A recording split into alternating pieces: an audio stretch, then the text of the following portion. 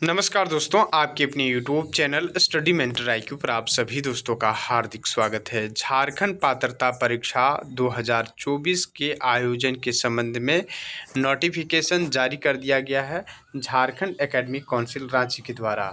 Jharkhand academic council 10वीं और 12वीं की भी परीक्षा लेती है और आपको बता दूं कि झारखंड SSC इसकी परीक्षा नहीं लेगी, यानी JEC के द्वारा ये परीक्षा का आयोजन किया जाएगा। इसके संदर्भ में कौन कौन से छात्र आवेदन कर पाएंगे? झारखंड के अलावे अन्य राज्यों के भी छात्र इसमें आवेदन भर पाएंगे। आवेदन की प्रक्रिया 23 जुलाई से स्टार्ट हो गई है और 22 अगस्त तक आवेदन कर पाएंगे। और इसमें 2 लेवल पर आपका परीक्षा का आयोजन होगा, 1 to 5 के लिए और 6 to 8 के लिए। 1 to 5 का जो योग्यता होगा वो DLED होगा। जो छात्र DLED किए हैं वो 1 to 5 के लिए आवेदन कर पाएंगे और 6 to 8 के लिए जो है 6 to 8 के जो कैंडिडेट हैं वो 6 to 8 के लिए जो है, यदि आप लोग DLED भी किए हैं और तो BEd किए हैं तो दोनों छात्र आवेदन कर पाएंगे। DLED वैसे छात्र जो स्नातक करके DLED किए हैं वैसे छात्र ही कर पाएंगे 6 to 8 के आवेदन। जो इंटरमीडिएट करके DLED किए हैं सिर्फ वो 1 to 5 के लिए एलिजिबल होंगे। तो इन तमाम बिंदुओं पर आज चर्चा करने वाले हैं। इसके साथ ही सिलेबस क्या होंगे आपको बता दूं कि 1 to 5 और 6 to 8 के लिए दोनों के लिए परीक्षा का अवधि 2 घंटा 30 मिनट दिया जाएगा और जो दृष्टिबाधित दिव्यांग छात्र हैं उसके लिए 30 मिनट का अतिरिक्त समय दिया जाएगा। शिक्षक पात्रता परीक्षा का आयोजन बहुत ही जल्द होगा और इसमें लगभग 24,000 सीटों पर अगली जो फेज में वैकेंसी आनी है 24,000 सीटों के लिए, तो इसमें आपको मौका मिल सकता है। तो बिल्कुल आप लोग तैयारी में लगे रहें। और वहीं आपको पता है कि जो CTET वाले जो छात्र को इस बार सहायक आचार्य में मौका मिला है उसमें से सिर्फ 1 टाइम्स में ही इसको परीक्षा को क्लियर करना है। और इसमें जो जजमेंट है उसमें साफ तौर पर कहा गया है कि यदि 3 साल के अंदर टेट नहीं होता है तो कोई परीक्षा नहीं देना था, लेकिन अब तो 3 साल के अंदर परीक्षा हो रही है तो इस संदर्भ में परीक्षा जब आयोजन हो रहा है तो आपको इसी बार टेट की परीक्षा पास करनी होगी, यानी झारखंड टेट की परीक्षा पास करनी होगी। अब हम इसके सिलेबस के आधार पर चलेंगे, क्या सिलेबस रहेंगे।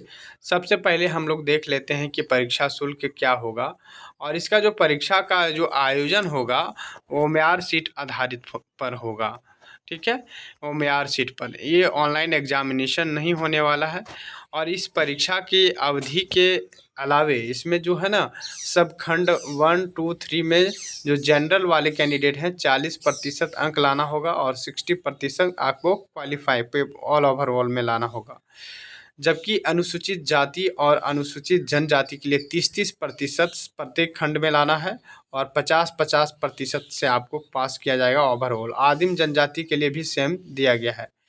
जबकि BC1 और BC2 के लिए 35% सभी खंडों में लाना है और 55% ओवरऑल पासिंग मार्क्स रखा गया है। सेम टू सेम EWS का भी है, यानी 55%। अब ये भी डिस्कस करने वाले हैं कौन से पेपर में कितने नंबर लाने हैं 1 to 5 और 6 to 8 के लिए। ये मेआर आधारित परीक्षा होगी, लेकिन यहाँ पर शुल्क को लेकर के जो दिया गया है सामान्य जाति के लिए 1300 रुपया दिया गया है 1 to 5, यानी एक पेपर के लिए। अब यदि आप दोनों पेपर देते हैं तो 1500 रुपया लगेगा और यदि 6 to 8 के सिर्फ भरते हैं तो आपको 1300 रुपया लगेगा। तो ये जनरल के लिए रखा गया है, यानी दोनों पेपर के लिए आपको 1300 रुपया का भुगतान करना पड़ेगा।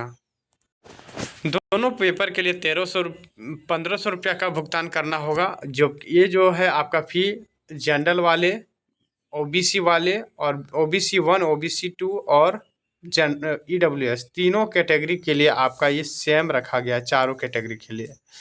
अब बाकी जो SC और ST वर्ग वाले छात्र हैं तो 700 रुपया का फ़ी रखा गया है सभी पेपरों का। और यदि दोनों पेपर का परीक्षा देते हैं तो 800 रुपया का रखा गया है।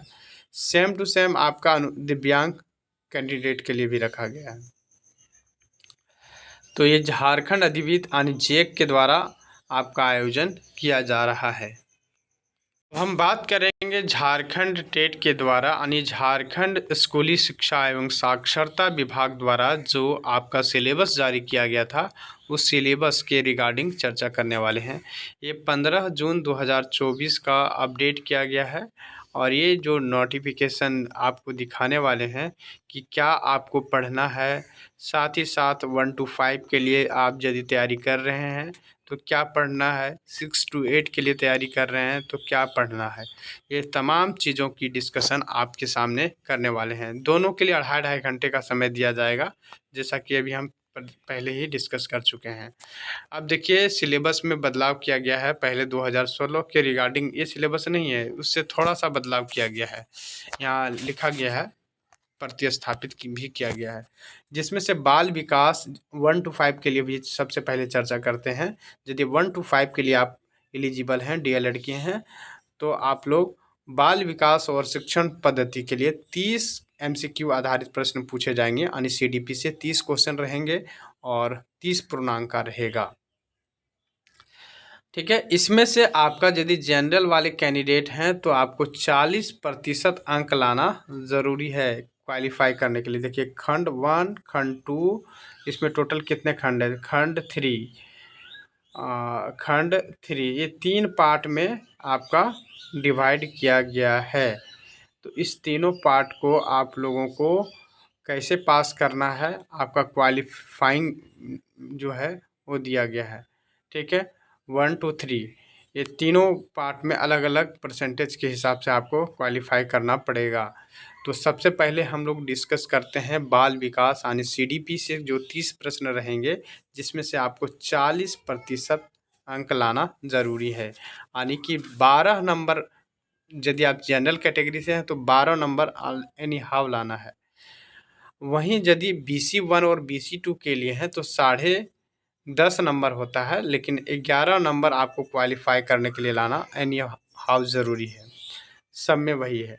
अब देखिए भाषा 1 एक पेपर होगा, जिसमें से हिंदी और अंग्रेजी में 15-15 क्वेश्चन पूछे जाएंगे और ये भी आपका क्वालिफाइंग का रहेगा।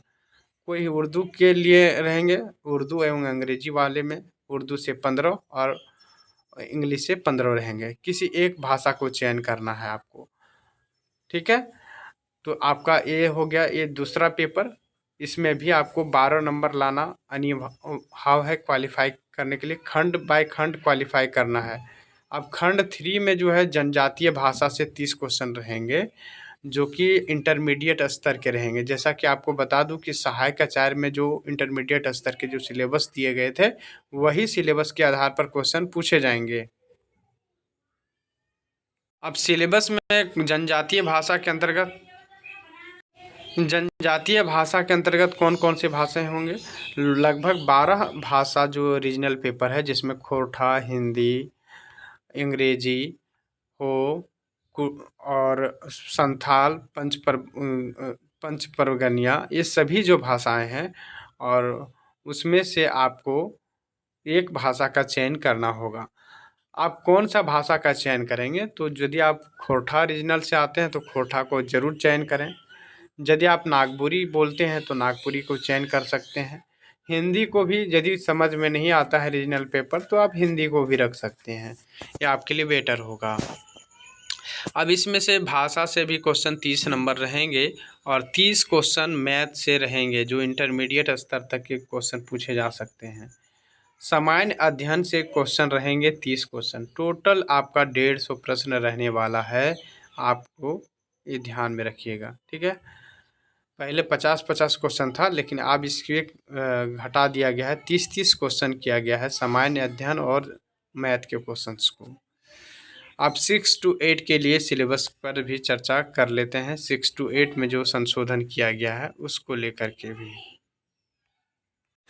यदि इस पीडीएफ को आपको पाना है तो आप टेलीग्राम का जो लिंक है डिस्क्रिप्टिव बॉक्स में डाल दिया जा रहा है। आप तो स्टडी मेंटर IQ के नाम से, आप इसी चैनल के नाम से आप सर्च कर सकते हैं, जहां से आप इस सभी पीडीएफ को देख सकते हैं।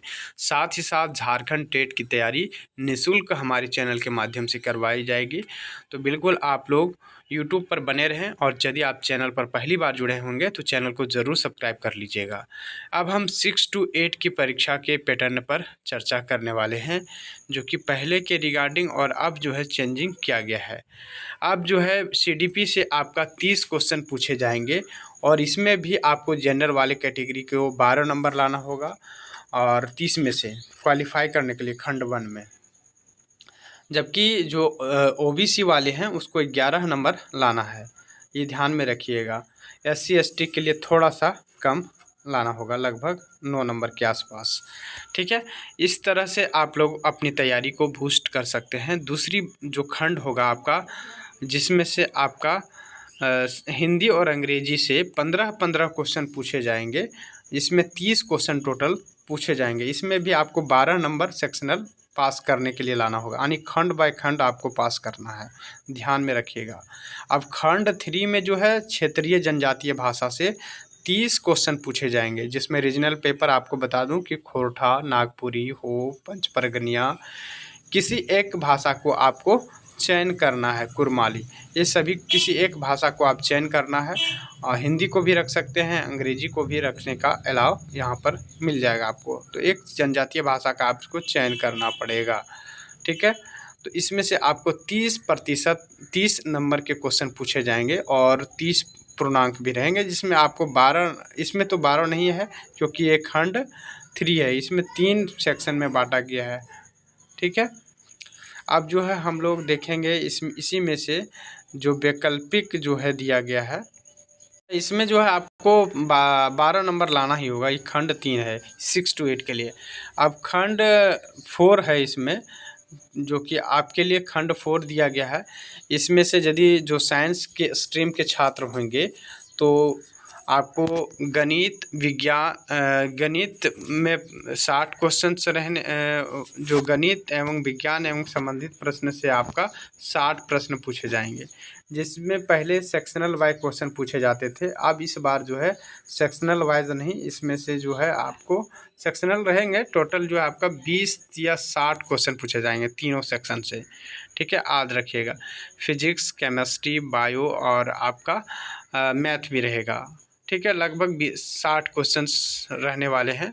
और एक खंड 4 है जिसमें से आपको 40% लाना ज़रूरी है, यानी कि 15, आपका 60% का 40% जोड़िएगा तो आपका कितना हो जाएगा, 24 नंबर क्वालिफाई करने के लिए एनी हाउ लाना पड़ेगा।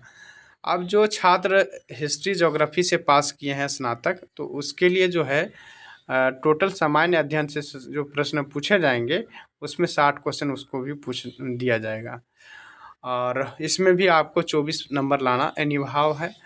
दूसरा एक और होता है जो लैंग्वेज जिसका ऑनर्स पेपर रहता है, चाहे हिंदी हो, संस्कृत हो, उर्दू हो, उसमें से आपको 60 क्वेश्चन पूछे जाएंगे, जिसमें से आपको भी 24 नंबर लाना क्वालिफाई के लिए ज़रूरी है। ये आपको जनरल वाले कैंडिडेट के बता रहे हैं, बाद बाकी के लिए कुछ कम रहेंगे। ठीक है, तो आपका ये क्वालिफिकेशन को लेके खंड बाय खंड आपको पास भी करना है। ये झारखंड एकेडमिक काउंसिल के द्वारा आपकी परीक्षा का आयोजन किया जा रहा है। अब जो है परीक्षा के लिए फॉर्म भरे जा रहे हैं और इसके लिए नए सिलेबस भी जारी किए गए हैं। और जो छात्र सहायक आचार्य की परीक्षा दे रहे हैं, उन तमाम छात्र यदि आप हमारे चैनल पर पहली बार जुड़े हैं तो चैनल को ज़रूर सब्सक्राइब कर लीजिएगा, क्योंकि जो सीटेट वाले छात्र हैं उनके लिए भी एक अच्छा प्रोसेस के साथ हम फ्री ऑफ कॉस्ट में MCQ आधारित प्रश्न को करवा रहे हैं। Thank you for watching.